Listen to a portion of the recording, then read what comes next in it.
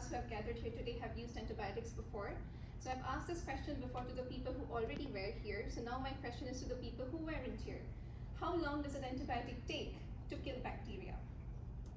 Just a couple of hours. Then have you ever wondered why our doctors prescribe us antibiotics for at least 1 week?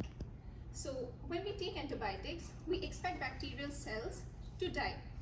And most bacterial cells are susceptible to them and they die out. Most, but not all.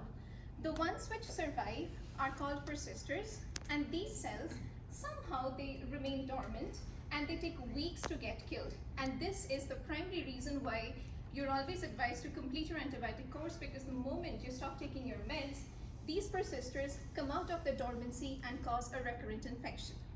And why are we interested in persisters?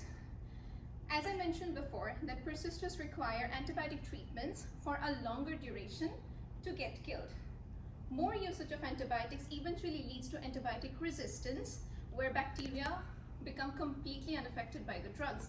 And persisters indeed are a major contributor for antibiotic resistance, a phenomena which is the third leading cause of death currently on a global scale. Last year in 2023, more than 50,000 people died of antibiotic resistance in the US alone, and it is predicted that within the next 2 decades, it's going to kill more people than diabetes, heart diseases, or even cancer. Now, persisters were first reported in 1944, and this is 2024. It's almost 80 years since then, and nobody knew how persisters were formed. In our lab, we are the first ones who figured out how persisters are formed. We analyzed individual cells of a bacterial culture, tracked their lineages, and found that there are some cells with slightly different phenotype. You can call them as different chemical compositions.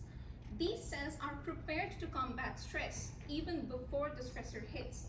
We coined these cells as prime cells, and when these prime cells encounter antibiotics, they give rise to persisters. We are also trying to figure out a way how to stop formation of persisters, and we are hopeful that our research to curb persister formation will significantly reduce the rate of antibiotic resistance and save thousands of lives per year across the world.